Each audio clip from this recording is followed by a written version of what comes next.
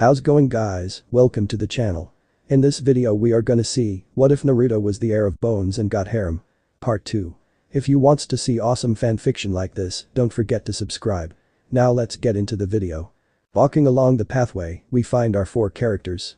Lilith had her overly big and powerful gun out, Ferris, her sword hefted on her shoulders, Demiurge rearranged his red tie and Naruto, their ruler and lover respectively, walked on point, his black trench coat tugged and played by the howling wind. The tattoos now covered more of his body. One of the many side effects of being a person who can use Void Devil Slayer magic. Seeing the gates of Konoha up ahead, his rage boiled to unbelievable heights. The hellhole he lived in once upon a time. Worried about the way things will play out, Ferris looked over to Lilith who nodded and reached for her talisman satchel just to be safe. Demiurge even got a bit of his magic ready to set up a powerful barrier to prevent Naruto from going on a rampage. The blood flowing from Naruto's fists was sure proof that he was bursting with rage. The alpha stigma flickered in his eyes as they walked to the gates, but as they were about to come even 40 feet of the great doors, Ferris along with Lilith placed their hands on either side of Naruto's shoulders and yanked him away and slammed him against a tree. "Naru-kun, what are you thinking?" spat Lilith with worry in her eyes. "What are you talking about?" asked Naruto, clearly not understanding what was going on. "Your eyes," said Ferris, very concerned. "What about oh no?" said Naruto, with both girls nodding while Demiurge pulled out a talisman. "Do it," said Naruto as he tried to close his eyes. "Very well your majesty. Troubled soul that walks the earth. Rest in the embrace of Kami. Grant him amnesty and grace as he seeks refuge in your warm embrace. Seal," said Demiurge, and the talisman burned up with Naruto's eyes returning to normal and him feeling woozy. "That was too close," said Lilith. "Don't remind me," said Ferris as she breathed air in sharply. The images still burned in her head when she saw Naruto in an alpha stigma frenzy for the first time. She saw it a few months back and it scared her to the point of almost having nightmares. Lilith saw it even before her. She was scared of Naruto to no extent for well over 5 months before she got over it and came to find out that he wasn't doing it intentionally. She soon developed feelings when Naruto rescued her and went into a near alpha frenzy state protecting her. Getting the mess sorted out, they walked to the gates and got signed in. But as they walked into the village, the sounds of someone screaming at someone and then the sounds of laughter following that were heard, and a little girl slammed into Naruto that had blood-red hair and eyes much like the mother that tossed him aside, much like a certain father he knew. "Ikumi. Do you now see why I tell you to never run around without me with you?" trailed a girl with blonde hair and red lines running through it. Her eyes were an electric blue and had a very voluptuous figure on her. Her clothing consisted of a white collared shirt with a black and red checkered skirt with knee-high socks and running shoes. While the little girl hiding behind Naruto had a basic red dress on. "Is this one yours?" asked Naruto, trying to paint these two here. "Yes. She's my sister. Her name is Ikumi. My name is Yuki. And you are?" asked Yuki, slightly blushing as she took in the man before her. "The name is Nix. Nixual gown. This is Lilith, Ferris and Demiurge," said Naruto as they nodded to her. "Okay," said Yuki as she then noticed the tattoos on his arms. Fascinated by them, she asked him what they were. "None of your business," spat Naruto as he grabbed his one arms and tried to hide it away. "I'm so sorry. I didn't mean to ask such a question," apologized Yuki. "That's fine. But what is your surname if I may ask?" asked Naruto, trying to settle his suspicion. "Why, it's Uzumaki Namikaze. I'm their firstborn and this is my sister. I'm heir to the Namikaze name and she is heir to the Uzumaki name," said Yuki, making Naruto slightly growl at what he heard. But he shouldn't be surprised as this was expected. "Okay," was all Naruto said as he walked off along with his party. Stopping and turning down an alleyway and slamming his hand against the wall, making a small dent in the brickwork, he began to have his magic swirl around him violently. "Those bastards. They abandon me and then do that. They will get chewed alive in politics. They don't even know which shoelace goes with which foot," spat Naruto. "Naru-kun, they don't know any better. They were born and raised thinking that they were the only ones who have been born to the Uzumaki and Namikaze families. They don't know you're their brother. They don't know that you were born with a curse which used to be a gift, and they don't know what to do should they find out about their parents' lies to them about you," stated Lilith, with both Demiurge and Ferris nodding at the notion of what she just said. "I see. So they don't know I even exist," said Naruto with them nodding. "It may be best to keep it that way, sire," said Demiurge. "I think that would be best," said Naruto as he calmed down. Making their way along the various streets, Naruto found a kid in a scarf and goggles on his head, getting harassed by a weird guy with tattoos all over his face. A woman who looked to be around his age stood behind the makeup idiot, sighing as she grabbed the bridge of her nose in exasperation. "Ankuro. Stop. He'll be here any minute," said the blonde. Don't care. He hit into me so he must pay.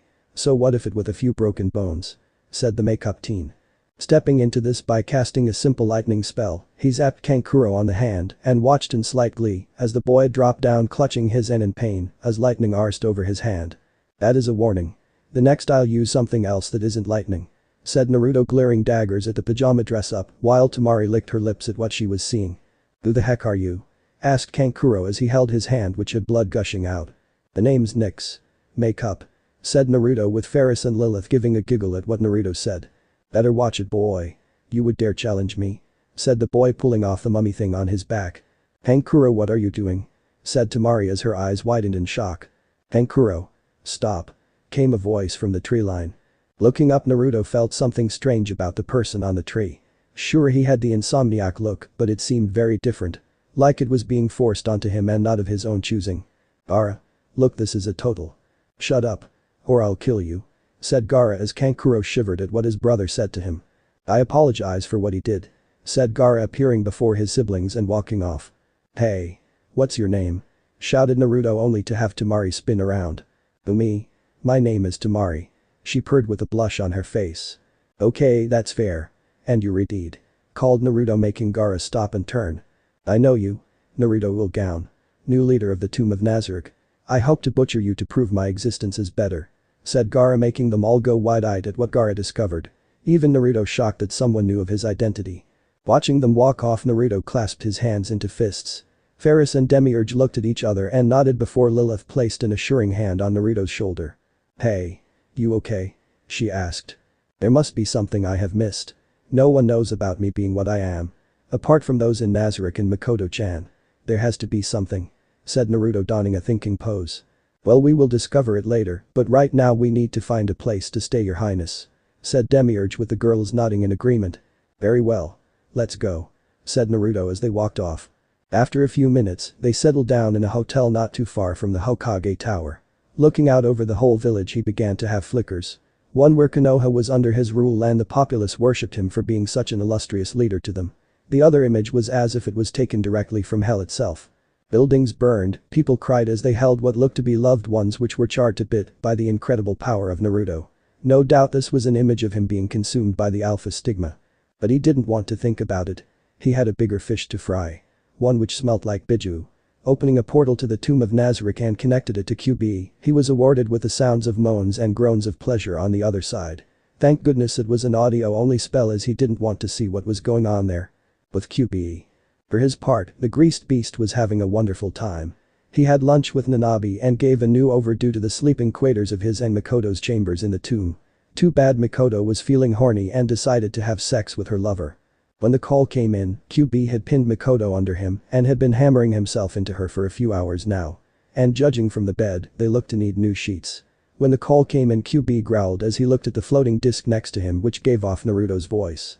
What is it sire? Asked QB as he pulled out of Makoto who only groaned at having her fun ruined but then got an idea and went over to be kneeling before him, looking playfully into his eyes as she grabbed his 8-inch beep and began jerking him off. QB.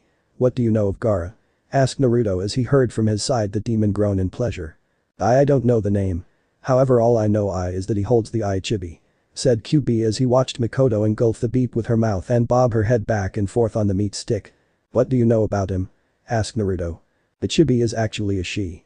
She is a bloodthirsty demon that only cares for herself. But once upon a time she was kind and caring. It will be a challenge to know Makoto Haim. Don't do that. No. Oh that feels good. Sorry my king. Call you later. Said QB hanging up on Naruto as he watched Makoto get up and sit on his lap, pushing the beep into her moist snatch. Naruto-kun again? Asked Makoto as she trailed kisses along his neck. Yeah. But I know that he can wait. After all, I am to please you now. Said QB husily as he captured her lips. Then why don't you show me? Makoto purred as she pushed herself and QB down and began to ride him filling the whole tomb with howls and moans of pleasure. With Naruto. Hanging up the link he sighed as he looked into the apartment. Demiurge was doing a bit of scouting around so he can have a good scope of the area just in case that Naruto requested it. Lilith was busy at the hot springs and Ferris was raiding the dango store that was here. Honestly, how can she eat so much dango and not? No. Shaking his head to free his mind of the thoughts, Naruto found himself slightly aroused. No doubt from hearing over the Link QB and Makoto going at it hard. He needed release. Bringing out an object that looked to be a regular piece of paper with a bikini model on it with blood-red hair and a beauty mark on the left side of her face. Naruto tapped it, and instantly before him was Fuka, who knelt to him, giving him a perfect view of her glorious bosom. "You summoned me, sire?" she asked as she looked up with seduction that Naruto loved so much. "Yes. After hearing my surrogate mother and her lover going at it made me very lustful," said Naruto as he watched her nod her head. "And you need release," said Fuka with Naruto nodding. Licking her lips at knowing where this was going, she got up and pulled off her kimono, showing her cream-smooth skin to Naruto, who now had his tent pitched. "What do you want me to do?" she asked in a sultry tone. Today I don't know, so I let you choose," said Naruto as Fuka bowed to him. "Your wish is my command, my king," she said as she sat him down and set to work on opening his pants and servicing him at what she thought would be best. Naruto right now had Fuka below him, hammering away at her as she screamed so hard the neighbors were complaining about the noise. Too bad they didn't hear the complaints as the noise they were making drowned out their voices. "Oh yeah, Naruto-kun. Fuck your slut. Fuck her harder," screamed Fuka as she wrapped her legs around Naruto, her walls tightening around his member, milking it for everything it had. Naruto did as she instructed, taking her one leg he lifted it up, pulling it onto his shoulder, he reached even deeper and moved more quicker, bringing a more louder howl from her lips. Grunting as the only means of letting her know what was happening, he fired his seat into her womb. Rolling off her and panting hard, Fuka snuggled into his form and rested her head on his chest. Naruto slung an arm around her and ran his fingers across her back, getting shivers of delight from her. That was great," she purred. "HMPH. I know," said Naruto as he looked at her. Giving her a kiss on the lips he sent her back and got up to get dressed, only to have the door swing wide with Lilith standing there, red in the face with Ferris and a box of dango in her hand. She just looked on with such a neutral expression that Naruto shook his head and put his shirt on. "What?" he asked. "You could have toned it down, you know," said Lilith with Naruto shrugging his shoulders. "I just had to get a little release out of my system," said Naruto. "I'd hate to know what you call a big release," said Ferris chuckling to herself as she took another piece of her dango. As they communed with each other, Demiurge came into view and bowed to Naruto. "Naruto-sama. I've finished scoping out the area. There are a few areas we can institute for attack. But I recommend not doing it in daylight as this will cause problems," said Demiurge. "Good. But you didn't have to do that," said Naruto as the demon just shrugged his shoulders. "I just wanted to give you a one-up," said Demiurge. "I see. So, what are we going to do about the girl who slightly digs you?" asked Ferris. "I dunno. She is my sister after all. But this would destroy her standing as a clan heir. But if she were to realize who I was, then things will get ugly," said Naruto with Lilith nodding in understanding. "But if you wish to let her know that her parents were wrong, then she is to know who you are. But do it subtly," said Ferris. "I know," said Naruto. Looking at the time and seeing that it was already 10 at night, they decided to call it a night. Demiurge fell asleep in the other room while Ferris and Lilith curled up next to Naruto in the bed. Giving them a kiss goodnight, they went to sleep. When morning came around, he found the girls and Demiurge assessing their gear. Flaring up his magic and gathering darkness around him, he smiled along with them. Walking out with Demiurge taking some time off, which Naruto insisted on along with the girls, they made their way to the hallway of the first stage of the exams. There they found something simple, being a genjutsu on the door. This was easily picked up by them as they didn't have chakra but magic. Walking up the stairs, they heard a voice telling the people to drop the genjutsu. Sighing at whoever said that, they turned around and found a genin team that seemed too arrogant for their own good. Deciding to not stay around for what would happen, they made their way up the stairs and opened the door. Naruto found Yuki standing there and when their eyes met, Yuki turned and blushed up a storm. Ferris, seeing her opportunity, pushed Naruto to Yuki and smiled to him as she took Lilith to mingle with the others. Walking over to his sister, Naruto watched as she looked at him with a blush creeping onto her face. "Hello, Yuki-chan," he said, making her blush more from the suffix. "Hello, Nix-kun," she replied. "I'm a little new to this village. So when we have time, can you show me around?" asked Naruto. "Sure. I have no problem with that. But can I ask, where are you from?" asked Yuki. "I live in an unnamed village. We practiced a powerful form of power called Kami's breath. We weren't born with chakra and I don't think we'll ever be born with it for a long time," said Naruto, making her understand. She knew there were people in this world that didn't wield chakra like the rest of them. It was simple knowledge. But there was one thing she found surprising with him. She learned from a book she once picked up that those with magic can't be sensed by a person with chakra. Only someone with magic can be sensed with another person. but for some reason, she could feel his all-powerful presence. Deciding to ask him about his tattoos on his arms, she pulled up as much courage as possible and locked eyes with him. "What are the tattoos for?" she asked. "It is my mark that I have a different type of magic. See, in my village we have people who specialize in different arts of magic. These people hold incredible power. For instance, we had one who could use Dragon Slayer magic. Myself, I can use Void Devil Slayer magic. A rare form of magic that has never been seen before," replied Naruto. "These tattoos are a sort of side effect of using my powers. The more I use them, the more it spreads. Right now they cover more of my body," he added. "Alright maggot, sit down," said a man as he walked into the room in a bandana around his head, multiple scars on his face, and was cladded in black. Sitting down, Naruto looked to see Ferris at the far side of the room in the front and Lilith 2 seats behind him. Several instructors walked in and handed out some papers to them. Looking at them, they looked to be impossible to do, but for Naruto they were so simple they seemed to be done by a child. Looking to Ferris and Lilith, he watched as they both nodded to him, and he knew that these were going to be easy. Starting the test, Naruto began to write a series of answers until he felt a tug in his mind. Realizing who it was, he gave them access and he heard Lilith speak into his mind. "Naru-kun, you done?" she asked. "Nearly." "Why?" asked Naruto. "I need the answers to the last 2. Can you give me access to your mind so I can see through your eyes?" she asked sweetly. "Sure," said Naruto as he gave her access to his mind. After several minutes they stopped writing because Ibiki shouted at them. Placing their pens down, Naruto looked at each of his girlfriends, they nodded at him, and he gave them each a wink, to which Lilith blushed at. Ibiki then gave them the final question. One where they stay or leave to hear it. Many of the teams up and left. But that was when everyone thought as to why they had to stay and wait for the question. Naruto left. There was a very big angle to this. And then it hit him. It was to test their resolve to panic and backing down. Relaying his findings to his team, they nodded and waited. After a few minutes, every soon found that they would be carrying on into the next round. But that was when a woman with purple hair tied up and in a pale trench coat shot through the window and stood there. Naruto just shook his head at the entrance and saw his team do the same. "Ibiki, you're jetting soft," she said as she scanned the class.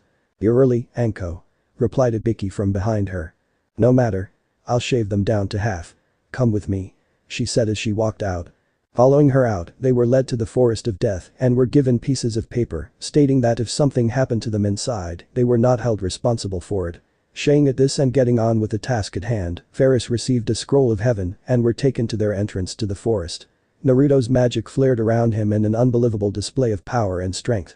It was incredible and yet so awesome. Yuki, from her side of the forest, felt this tremendous spike in power and knew it was Nick's, Naruto. She had gotten used to his signature and got quite scared as the power level continued to rise. Hearing the gunshot go off in the distance, they all shot into the forest and began the second stage of the exams. At a house near the outskirts of the village we find Kushina and Minato getting ready for something. Kushina had her katana on her back and Minato was making sure he had enough kunai to use. "Kushina Heim. You felt that too, didn't you?" he asked as Kushina nodded. "Yes. It feels like his power. Which means he's here. We must end him and avenge Naruto. That demon must die," said Kushina as she and Minato sprinted to the forest. Hoping to catch the man who gave off that powerful energy. Sprinting through the trees of the forest, the team couldn't help but feel that Naruto was putting too much magic out there. Well, Ferris and Lilith thought this. Naruto didn't. Reaching him, the two grabbed his shoulders and slammed him against a tree. "What the hell?" asked Naruto, bewildered at them. "What do you think you're doing?" snapped Ferris. "What you mean?" asked Naruto, not understanding what was going on. "You're flaring your magic. Do you want the whole world to know where you are? No doubt you've already alerted some people," added Lilith with Ferris nodding her head. His eyes widened at what they were talking about. He didn't think that far ahead. All he thought about was getting their scroll now and get it over with. He didn't realize that he had probably alerted every soul who could sense magic. His sister Yuki included. Stopping the flaring of his powers, he sighed, knowing what would happen. Pushing some of his magic into his senses, he sensed his ex-parents a few 100 meters away. They just stopped and looked around while trying to sense where that strange magic came from. He then sensed them give up and leave. Sighing in relief at not being caught, he was slapped through the face of Ferris. "That was for using your magic in a reckless nature. Ain-sama taught you better," she said in a hiss. "I know. And I'm sorry," said Naruto, only to have Ferris grab his cheeks and kiss him on the lips. Slipping her tongue into his mouth, she moaned as she felt his hands instinctually snake around her waist, drawing her close to him. Breaking from the kiss, Lilith shoved her aside and planted one on Naruto's lips. She too was pulled close as her own hand snaked around his neck, pulling the other closer for the love they wanted from each other. "That was for the times we want to spend with you," purred the two while Naruto scratched the back of his head. "If you wanted to sleep with me you should have told me," he said beepily. "After this round, hot stuff. Then we can be yours," said Lilith. "Agreed. We still need to get our scroll," said Ferris. Agreeing to it, they launched themselves off again, bounding through the trees in search of any person dumb enough to come into contact with them. But that was when Naruto stopped and clenched his left eye shut. "Naru-kun, what's wrong?" asked Ferris as she and Lilith stopped with him. Opening his eye again, they gasped at what they were seeing. His eye was fine for 1 minute and then the next, it went full black, a set of red scars appeared under his eye and in the eye itself appeared 2 red rings. "What's that?" asked Lilith. "Oh right. You only came later. That's Abyss Eye. An ability that Naruto can use which activates on its own when there is a powerful rampaging demon around," said Ferris. Naruto scanned the area for the source of it and found that it was coming from an open area that was not too far from where they were currently. Looking back to Ferris and Lilith, the three nodded to each other and shot off in the direction of where the demonic power was coming from. Landing on a tree, they found the Suna siblings. Gaara was currently standing there with his sand around him creating a shield, protecting his from many needles that sought to injure him. With his Abyss Eye, Naruto was able to see what was going on. He sensed the Ichibi involved in this mess, she seemed to be trying to break free while she was caged up. Naruto weighed out her power and found her almost on the same par as his intermediate spells. This was not looking good.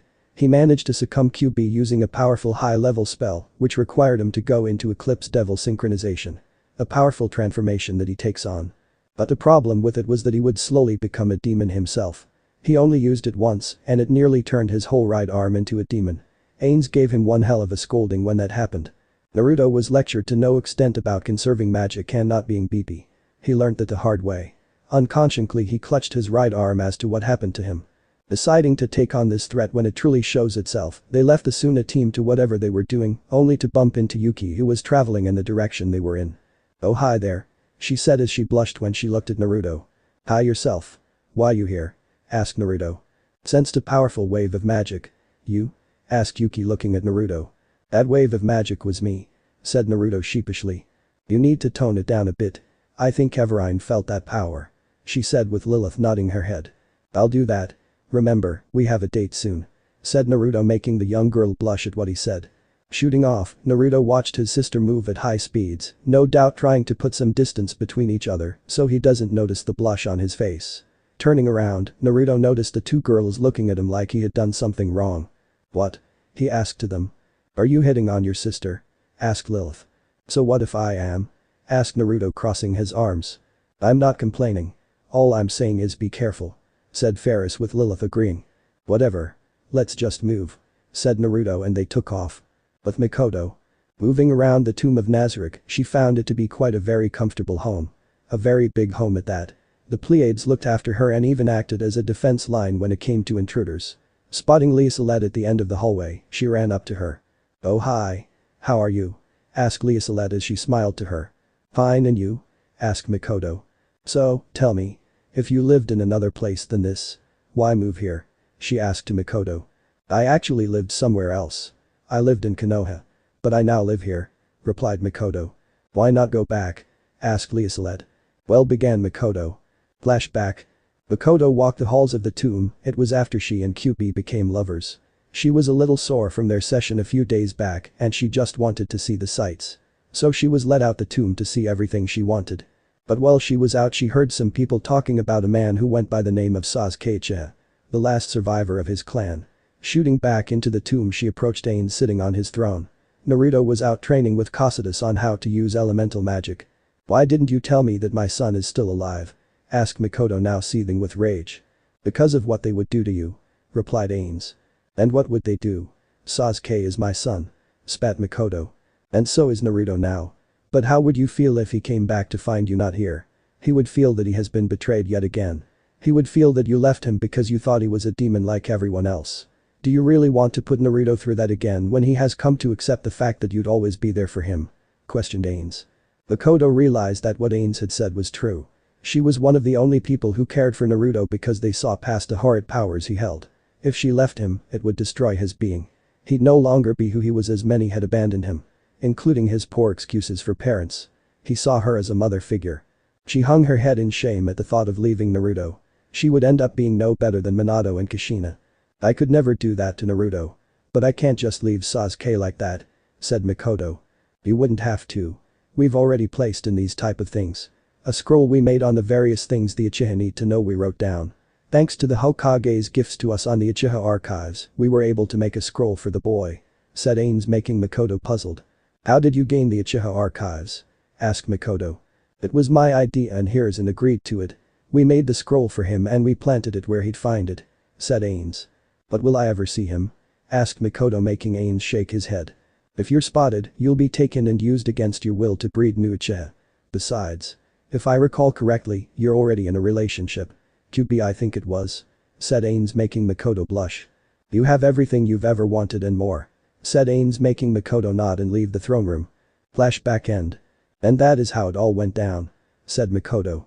Wow, so you're here because you feel that Naruto would be betrayed should you leave, said Lee Salette. Yes. But he told me once that I can leave anytime and he won't feel bad about it. But I don't want to leave. I like it here. After all, I do have a lover now, said Makoto as she left with Lee Salette looking at before QB came up to her. Hey Maiko-chan. How are you? He asked. Pretty good, Foxy-kun. She purred as she leaned into his arms which wrapped around her. You want to go for a walk?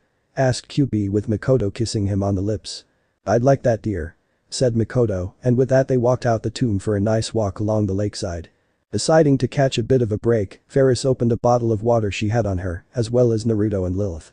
They had been running for good few hours, and they still hadn't run into any form of teams. But their musings were cut short when they soon heard the sound of an explosion. It sounded pretty close by.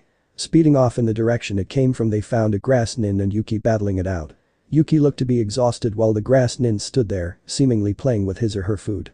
Naruto, seeing that Yuki wasn't doing so good, told Lilith and Ferris to provide support for him as he went to assist Yuki. Doing as he told, Lilith brought out a rifle and Ferris unsheathed her sword. Ready to bring down a rainstorm of magic on this guy if need be. So smart for you to jump in. But you're more stupid than I thought, said the person. And who the fuck are you? More importantly, why are you attack her when she was defenseless? Snapped Naruto, taking on a stance as magic swirled around him. That power. It's so strong. Just who are you exactly? Asked the man. It's only fitting to give your name first, said Naruto. Fair enough. My name is Orochimaru, said the man. Nyx is my name. Now that you know it, I'm gonna beat the living shit out of you, said Naruto, charging forward. The man NW, identified as Orochimaru, evaded every strike against Naruto. But the reason why Naruto wasn't using any spells was because he didn't want to endanger Yuki. The majority of his spells focused on widespread carnage. And that he didn't like showing off his powers. Ains told him that the power of a Void Devil Slayer is more of a curse-type gift. A curse because the more he uses the powers, the more the mark spread. Come on, use your powers, said Orochimaru as he pushed Naruto away. Fire! Shouted Naruto, giving the two girls the signal. Two projectiles were launched, a direct hit would occur very soon. But Orochimaru just moved out the way, the two shots hitting the ground, making a very big dent in the ground. But it didn't stop there. Orochimaru vanished from sight and struck Ferris and Lilith at the back of the neck, knocking them out in an instant. Naruto witnessed this and began to seethe with rage. How worthless. They would never be anything. Maybe you could be more. If you trained better, said Orochimaru as he jumped down. You're a dead man, snapped Naruto as he began to gather up his magic. Pushing his magic into his mouth, he breathed in sharply as he continued to compress the magic in his mouth. Yuki stared in horror as Naruto was in a sense doing a Kaiten jutsu. Void Devil's Rage, shouted Naruto as a blast of pure dark energy leapt from his mouth. Trees and branches were mowed down in the process of what happened. Pieces of ground were charred and still burning as the full force of the attack was felt. Orochimaru looked on in shock at the sheer power this one person held. Impressive. I can make that power even better, said Orochimaru as he ended his neck and latched onto Naruto's neck. Caught off guard, Naruto grabbed the bastard, giving him a hickey, and yanked his head from his neck. Only to feel strange as he once again felt the uneasy power he was all too familiar. Grabbing his head as he glared at Orochimaru, who was smiling like a Cheshire cat. Do you have any idea on what you've done? Snapped Ferris as she looked at Naruto, who was beginning to have his magic take on a more ruthless atmosphere to it. I gave him something to remember me by, cooed Orochimaru as he shunshined away. Damn it. Nyx, calm down, said Ferris as she jumped down and approached him. I can't. said Naruto as red lightning sparked around him, making both Ferris and Lilith jump back in fear. This is bad. Yuki, move back now, said Lilith as she pulled out a talisman. Kami's way of binding. Seal, said Lilith as she threw the talisman at Naruto with it burning away. Nothing happened apart from the clouds turning black and every single wildlife became silent at the sheer power that they felt. You have to get out of here now, Yuki. Run far away as fast as you can, begged Naruto as his eyes slowly began to turn.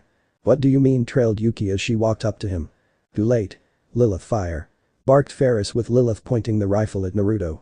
Firing a magic bullet, their eyes widened when they realized the bullet bounced off with no effect. Tiny worm. Do you think that will have any effect on me? Spoke the Alpha Stigma as Naruto struggled to contain it. Naruto-kun, shouted Ferris with Lilith slamming her mouth shut. Wait.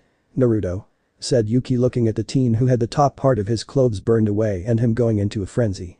The sounds of maniacal laughing echoed through the forest as Naruto lost all control and the Alpha Stigma flared to life into his eyes.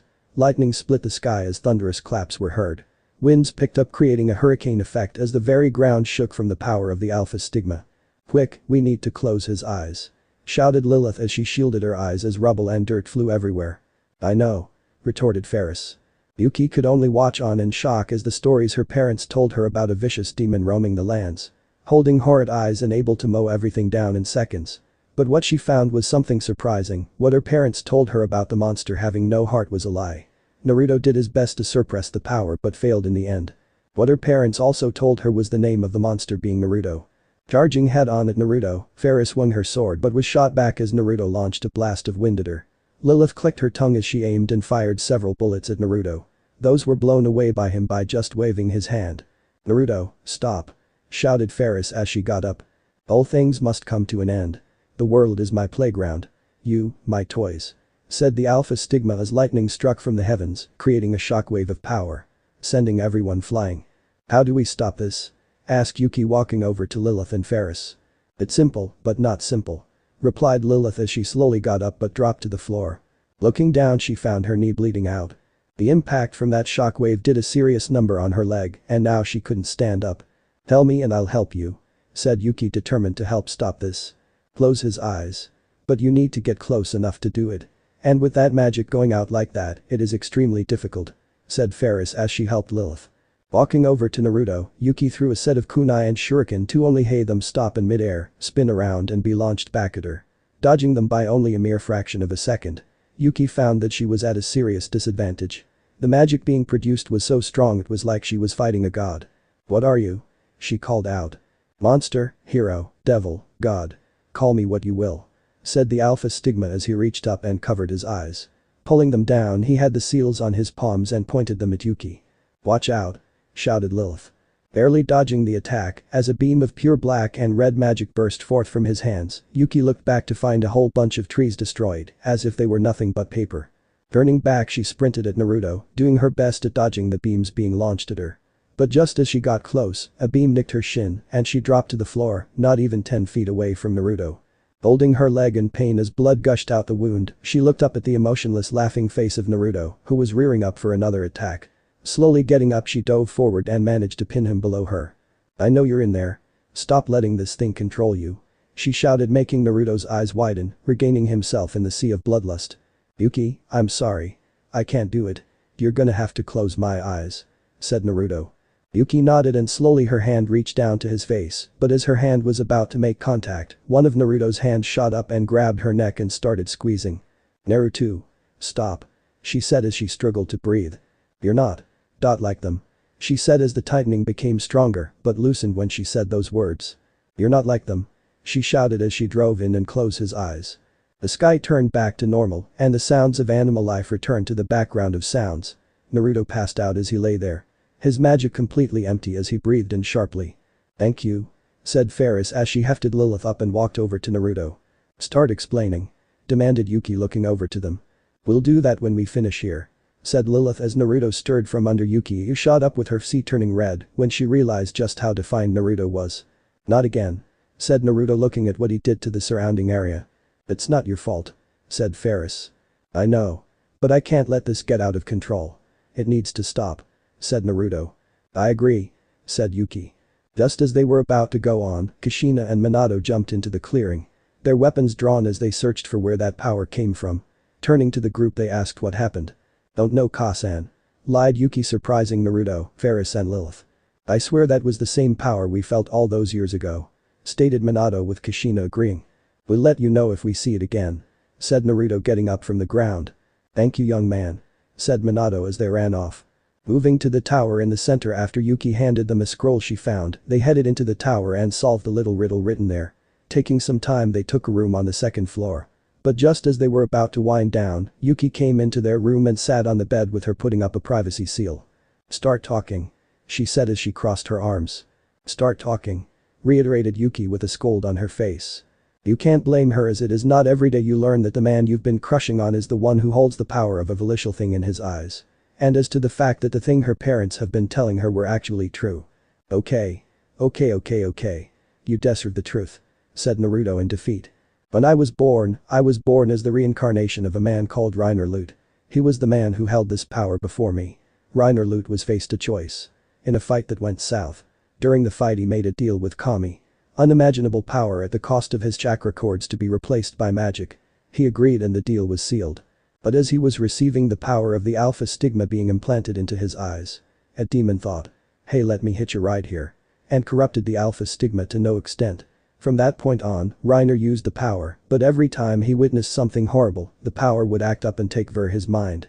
Just like it did with me. So you now have that power, as well as that demon in you," said Yuki. "Yes," replied Naruto.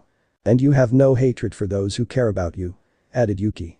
"Yes," replied Naruto again. Getting up from her sitting position, Yuki walked over to Naruto and sat in his lap. Seeing Naruto's confused face like that warmed her cheeks to become a smile and kissed him on the lips, much to the surprise of him. But his mind melted as he closed his eyes and kissed her back. Yuki moaned as she tongued his mouth and felt his hand run across his back. Breaking from the kiss, she smiled as she ran a hand across his cheek. "Always wanted to do that," she purred as Naruto gave a beepy smile and pinched her ass, making her squeak in delight. "There is one other thing I failed to mention," said Naruto, looking away. "What?" asked Yuki. "I'm your brother. I was once your brother when I was born, but that changed when my body was slowly killing itself because of our parents fucking with my power. As a result, we had to do a body-soul transfer, and now I am in a sense not related to you," said Naruto, only to have his head pulled back to face Yuki and have her kiss him on the lips. "I don't care if my relationship with you destroys my family. I don't care if I have my title as heir to the family stripped from me. All I want is to be with you," said Yuki as she slammed her mouth shut at what she just said. "Then, I'll be with you as well. For all eternity, I will stay by your side," said Naruto as he removed her hands from her mouth and kissed her again. Yuki giggled as she felt Naruto's tongue swirl inside her mouth. She sure knew this was going to destroy her family if they found out about Naruto, but they deserved it for fucking with his. Breaking from the kiss and getting to the door, she turned to Naruto and winked at him. "See you around, lover boy," she said seductively with a wink as she walked out. "So? Now that that's taken care of, I guess we can get back to the task at hand," said Lilith, with Ferris agreeing with her. "And that is?" asked Naruto, only to be tackled onto the bed with Ferris licking his cheek and Lilith, his mouth. "Some fun time with us, silly," replied Ferris as she set to work on getting Naruto out of his clothes. Lemon happened. Humming down from their highs, they cleaned themselves as they kissed again. "I love you, Naruto-kun," she said as she dried herself off. "I love you too," replied Naruto as he finished drying himself off and gave her ass a playful slap, electing a gasp of pleasure from her. Walking back to the bedroom, Naruto climbed into the bed and pulled Ferris over to his left side while Lilith snuggled into his right. Both girls were now supported by using Naruto's arms as pillows. Naruto smiled as he too closed his eyes and fell asleep. It was so peaceful. Too bad things were beginning to spiral out of control.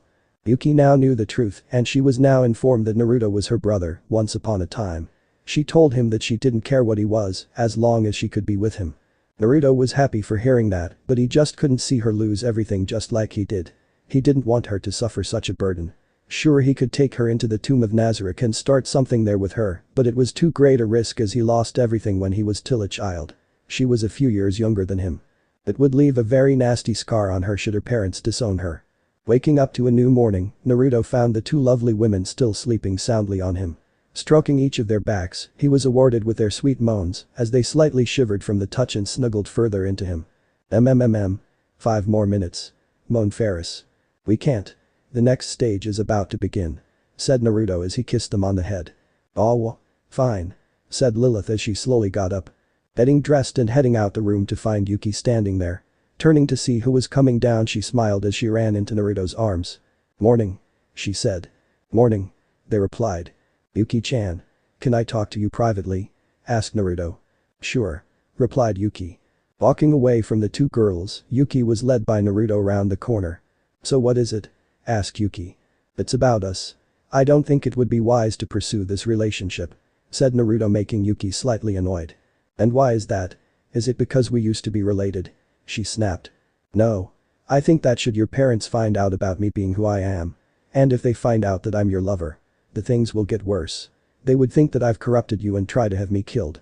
But if it is the other way around, they will disown you. Keep in mind. I lost everything when I was very young. You will lose everything at this age. It will scar you of life," said Naruto, only to be slapped through the face from Yuki. "You'd think I didn't know that. I knew what I was signing on to when I kissed you last night. I'm extremely serious about being with you. So what if I get disowned? So what if my parents hate me for it? I want you. And I want to be with you," she hissed, planting her lips onto his. "And I know you feel the same," added Yuki, breaking the kiss. "Thank you. I do want you. And I want you by my side," said Naruto as he embraced her in a tight hug. Yuki responded by closing her eyes and leaning her head against his chest. Hearing his soothing heartbeat as she ran her fingers along his chest. She felt like the entire world was on standstill watching the scene as the two soon-to-be lovers embraced each other. Sure, the love between the two and the one they shared was forbidden, but they knew what they were getting into. "Hate to break up such a soothing scene," said Lilith with Ferris and her looking around the corner. "But we gotta get going." "You're right, Yuki-chan. After this stage is done, I'm taking you on a date," said Naruto. "I'd like that," replied Yuki as they made their way to the area they'd be using for the next stage of the Chunin exams. There they found Demiurge standing with a few other jounin, while Hiruzen, Minato and Kushina stood next to him. "Oh, fuck," whispered Naruto as he walked into the hall with Ferris and Lilith, thinking the same thing. Naruto stood there along with Lilith and Ferris too, gaining the same looks as him. Just the sight of Naruto's smiling parents was sickening. Sure, they didn't know that the teen before them was their son, but they knew. Demiurge, who was a little worried his master was going to do something reckless, slid his hand into his blazer pocket and gripped a talisman just in case. But his hand left it when Naruto shook his head to him, showing that he had it under control. "Welcome to all you who have made it this far. Seeing as there are still too many of you, we'll be continuing with another stage of the exams to further thin you out. We'll be picking names at random and you will fight whoever your opponent is. Good luck," said Hiruzen as his eyes landed on Naruto. At first glance, Hiruzen didn't even recognize him, but thanks to a gift Ains gave him before he left, he was able to slightly sense the alpha stigma. If it wasn't for that gift, Hiruzen would have pasted Naruto as just another contestant taking part in the exams. Walking up to the balconies with Yuki choosing to stand with Naruto and his group, they watched the screen as it cycled through the names. Once it stopped, the two combatants went down to begin their fighting. "So how are your eyes doing?" whispered Yuki to Naruto. "They're fine at the moment, but I don't like what that idiot did to me," replied Naruto as his hand made its way to his neck to cover the curse mark. The curse mark would sometimes flare up and a sting in Naruto's eyes would occur, but it was sometimes controllable and he'd instantly recover. But he still didn't want to chance it. Looking to Demiurge as he lowered his head to be a slight bow. "Demiurge, I want you to be on standby with a talisman. Should I begin to show signs of the alpha stigma, I want you to stop it. If people ask you as to what you did, tell them that I have a bit of an unstable chakra system," said Naruto.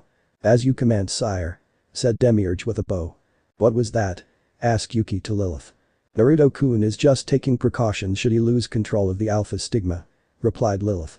The first fight to Naruto was a bit of a joke. The people were just busy playing around, throwing around high-level power and not even landing a hit. But they eventually got the fight done.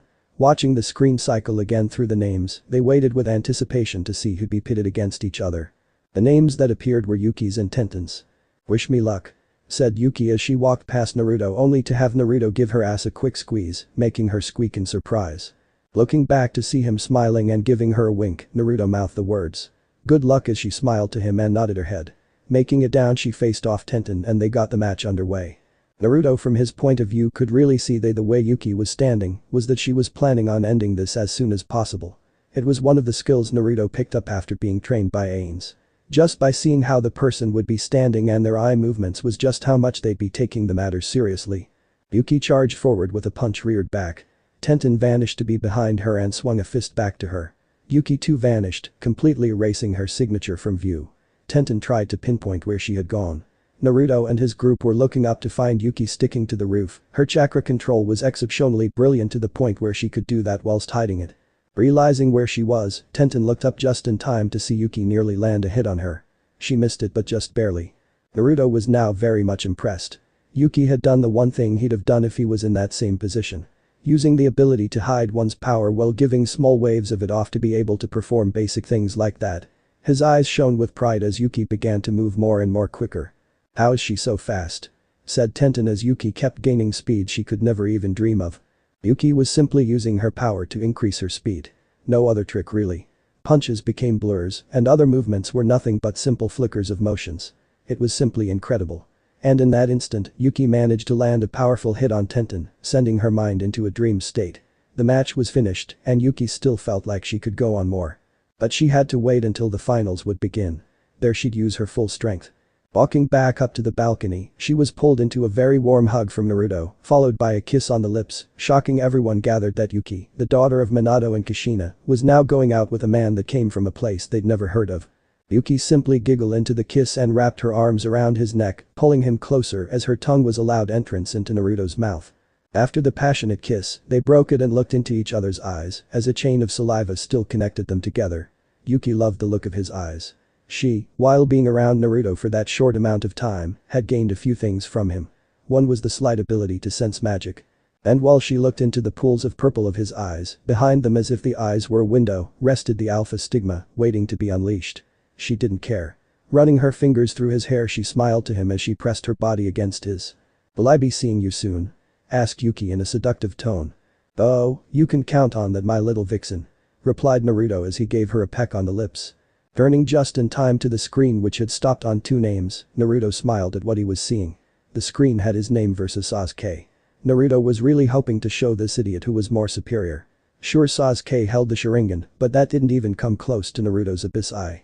"Good luck," said Yuki as she licked his ear. She let go of him and made her way to Lilith and Ferris. Demiurge was slightly confused, but Ferris giggled as she turned to the demon. "Yuki-san here is gonna be Naruto's new lover. She has already cemented her love for him yesterday by stating that she doesn't care what happens to her and her family ties. She just wants to be with Naruto-kun," stated Ferris with Demiurge nodding his head. "I'm not really surprised as the Overlord usually has more than one wife and a few mistresses. So this is natural," said Demiurge as they watched a match begin. "Begin," said the ref. "Just give up now and I'll spare your life," said Sasuke. "Try me," retorted Naruto as he got ready for Sasuke's attack. Sasuke merely charged the young king, thinking he'd win it in one hit. But sadly, he soon found himself frozen. He couldn't move. Looking down he found a shadow that was connecting the two. Shikamaru, who was watching the fight, found himself gasping in shock.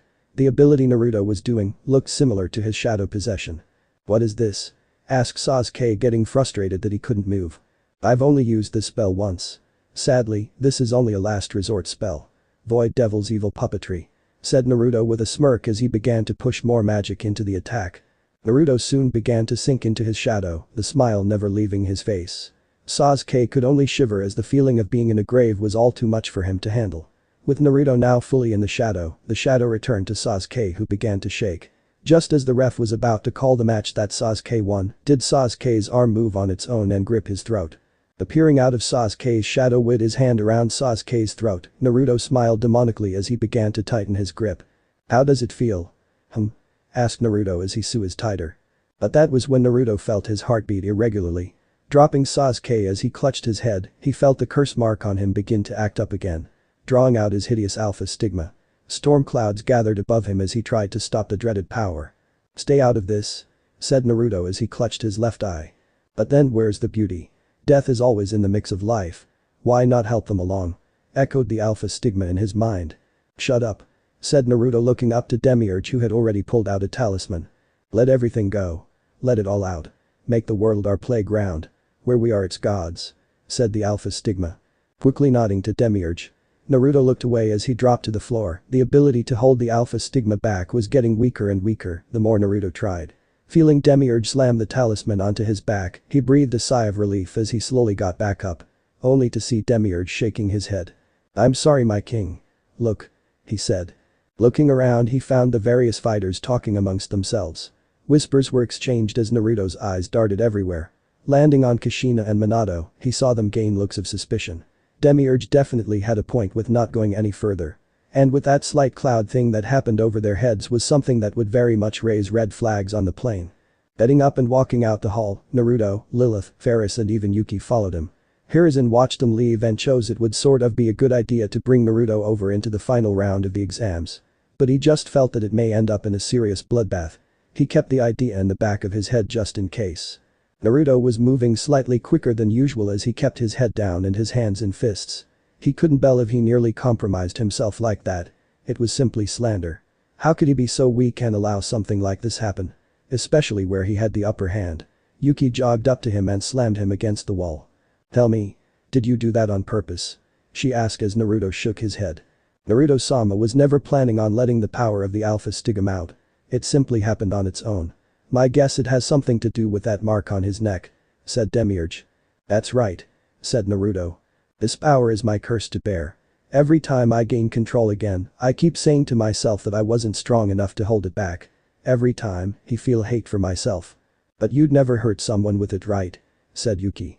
"Hate to ruin your dream. But Naruto has hurt many with its power. Everything humane about him is switched off and he turns to a very destructive monster. The scrape which he did to Lilith-chan was just him slightly resisting the power. When he's fully under the influence of the Alpha Stigma, he is capable of annihilating an entire village like this in mere seconds," said Ferris with Naruto nodding. Just as Naruto was about to say something, Yuki silenced him with a kiss to his lips. Naruto instantly picked up something different about the kiss.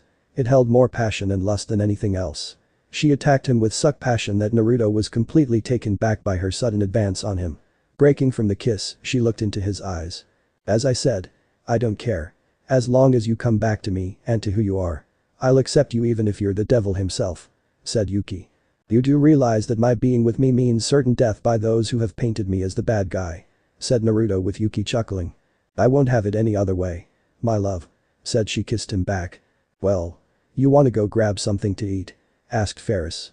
"Sure, I got nothing else to do," said Lilith with Demiurge agreeing with her. They walked off leaving the pair to their makeout session. Looking back to no longer find them other than a slow descending swirl of dark magic, Lilith smiled as she knew where they might have gone. Running to catch up with them, she smiled as they walked to any store they could find. Most likely they'd be going to find a dango store seeing it was the very stuff Ferris lived on. Waking up the next day, Naruto groaned at what inspired the previous day and of last night. Looking around the room he found many of his clothing littering the floor. Some of said pieces of clothes were slightly shredded while others were just destroyed. But some of the pieces of clothing weren't his at all. Two of which were Amching's set of purple lacy undergarments.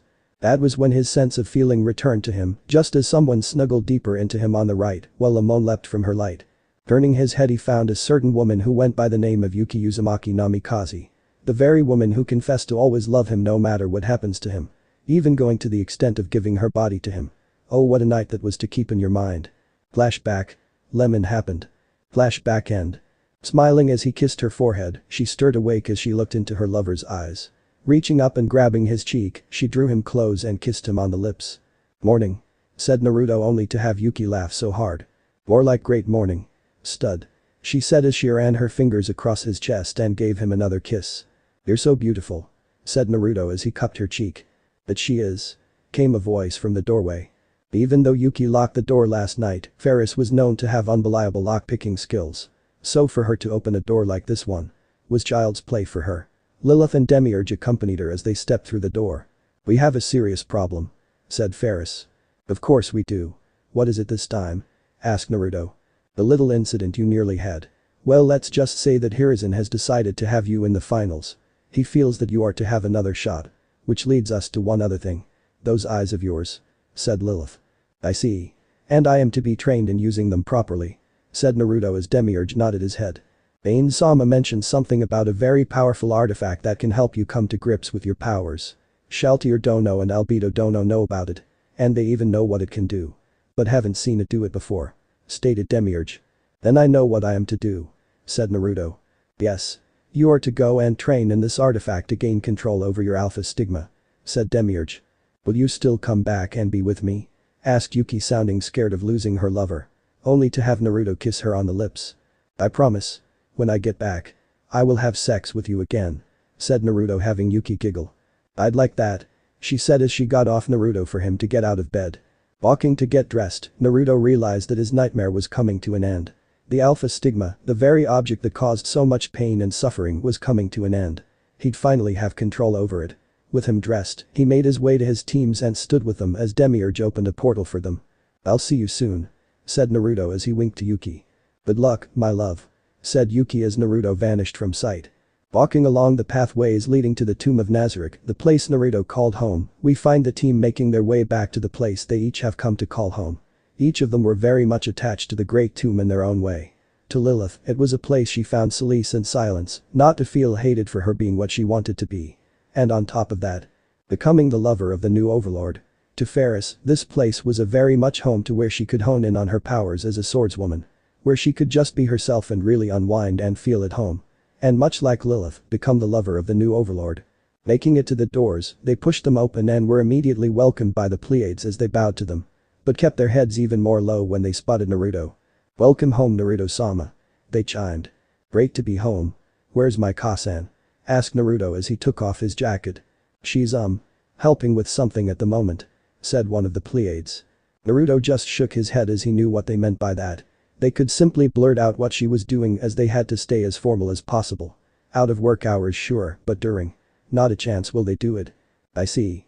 Seems like ever since they became lovers and then to being engaged, they can't keep their hands off each other," chuckled Naruto. "Seems that way. But to be honest, they seem to be going at it more aggressively than before," said Lilith with Ferris nodding her head. "Yeah. Last heard was that Makoto Dono sucked him off while QB Dono created 2 clones of himself and she jacked them off as well. She was covered in foam at the end of it," she said. "I also heard that she was gangbanged for more than 5 hours by 5 clones. But then she killed the clones and fucked the original for another 5 hours. How much can she take before passing out?" said Lilith. "Okay, I'm outta here," said Naruto walking off to his chambers. Honestly, when they got to those type of things, it was really hard for him to keep his composure when he could feel his tent pitch. Sighing as he opened the door and threw his shirt onto the bed, he turned to the mirror to find Nabril standing there with her in a bow. "Welcome home, Naruto-sama," she said. Looking up, her eyes widened when she took notice of the tent in Naruto's pants. Chuckling on the inside as to how her master just couldn't control himself, she slowly undressed, knowing where this was going. Before becoming one of Naruto's mistresses, she took care of the boy every chance. She really enjoyed him, and when she found out about Naruto and Fuka, she retorted very violently. But with careful consideration, she asked Ains to be Naruto's personal maid.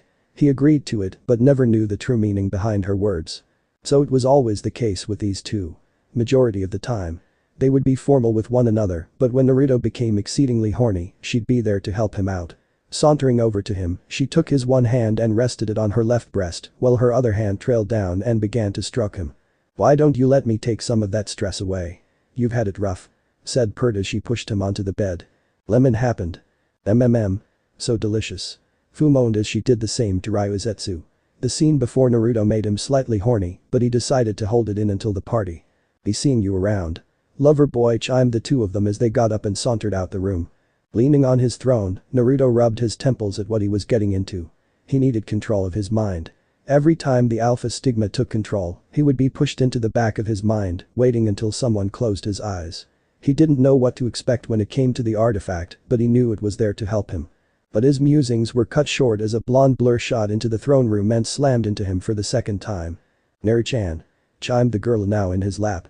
Looking down, Naruto smiled to her as she licked her lips and gave him a kiss on the lips. Breaking from the kiss and giggling at his expression, she placed a hand on his cheek. "Lisa-chan. What a surprise," said Naruto as she ran his fingers across her back. "Ready for a party?" she asked. "You have no idea," replied Naruto. "Before we do anything, there is someone I want you to meet," said Lisa turning to the door. "You can come in now," she called. The doors to the throne room opened up to reveal a woman with brunette long hair, a satchel-type handbag around her shoulder, hergless figure, and wearing a blue bra and short pants. She had a tattoo on the left side of her stomach. "And who might you be?" asked Naruto sitting back on his throne as Lisalit leaned her head on his shoulder. "My name is Kana. And I am Lisalit-sen's cousin," replied the woman with a bow. "Are you now? Well, you certainly picked a very good time to jump into the game. Especially on my welcome home party," said Naruto with a smile. "Well, I am very much excited about working with you," said Kana only to have Naruto shush her. "Work? No. I prefer the term arrange team building. Hopefully we can push past this formal thing. And really be something," said Naruto. "Well then, I'll just have to take you up on your offer, stud," purred Kana with a wink. Looking to Lisalit, who gave him a lick on the cheek, she smiled and climbed off him and made her way to the doors. Sitting back as a sigh escaped his lips, Naruto closed his eyes and began to think as to how he had come so far. Being raised by a man who had created a dynasty. The giving him the keys. Party. Late afternoon. People spoke amongst each other, some danced, some ate. While some congratulated Makoto for being such a brilliant mother to Naruto. Makoto felt that she was just stealing the praise for someone else, but knew that she earned them as she took care of Naruto more than his own poor excuses for parents. Even Yuki came to the party on the statement of Naruto to bring her here. She told her parents that she'd be going to a friend's house, but she really came here. She wore a very nice purple dress that came to her knees, matching shoes and a white purse in her hands. But Naruto was nowhere to be found. Looking around as a Pleiades handed her a glass of champagne, Albedo frantically searched for the love of her life. But she soon smiled as she made her way to the door which led out to the balcony. Pushing the doors open and being greeted by the feeling of a gentle breeze, followed by the soothing crashes of the water along the coast, she made her way to Naruto. "You know, the party's inside," she said, making him to his head.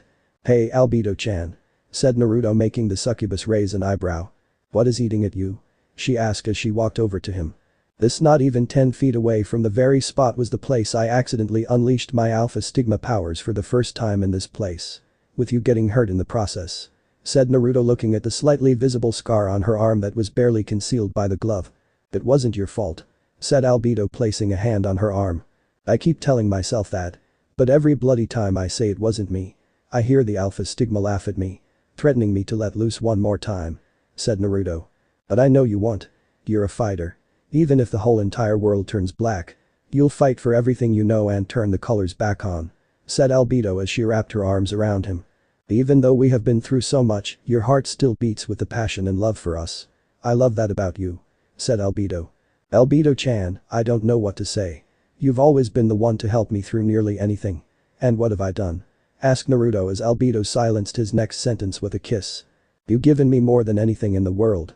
Before you stole my heart, people would call me a slut, a whore. I just couldn't take it." "And what did you say?" asked Albedo as Naruto's eyes widened.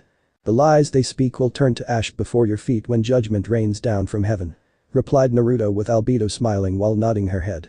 "Those words were the only thing that really proved to me that someone actually liked me for me. You stole my heart that day. And I'm giving you it again," said Albedo as she pushed him against the wall and gave him a kiss on the lips. Naruto this time didn't refuse the action he was getting. Wrapping his arms around her waist and bringing her closer than ever, he slipped his tongue into her mouth while she wrapped an arm around his neck, pulling him closer. But breathing became necessary and they pulled away from each other. Gazing into each other's eyes, they smiled lovingly to each other. "Let's pick this up on the after party," said Albedo, with Naruto agreeing. Stepping into the ballroom, they bumped into Yuki.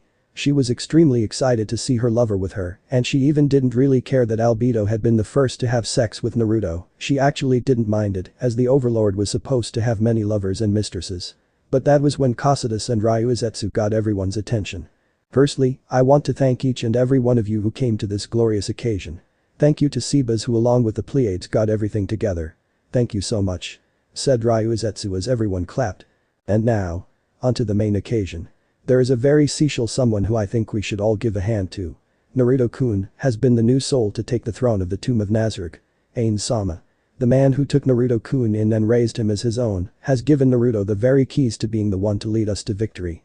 Despite his horrid power he holds in his eyes, he has each given us a tool that will help us grow into the people we wish to be. He gave us a new life. A new beginning. A new hope," added Ryuizetsu, with Kasadus grabbing a glass of champagne. "To Naruto-sama. Long live the king," he chimed. Everyone raised their glasses and proceeded to chime the words together. Naruto raised his glass to them and thanked each of them as they cheered for him. "Yes, very much so. Long live the king. Long live Naruto." The party soon continued as planned, and that was when Naruto felt a hand on his shoulder. Turning to find Fu, Albedo and Shaltier, he smiled to them while they licked their lips. "You want to get out of here?" purred Fu with a wink. May need to take you up on that," said Naruto as they led him to his chambers and they closed the doors. So this part ends here. I hope you guys enjoyed this video, so quickly like this video for second part of this series. And comment down below your thoughts about this series. And now it's time for me to go, bye.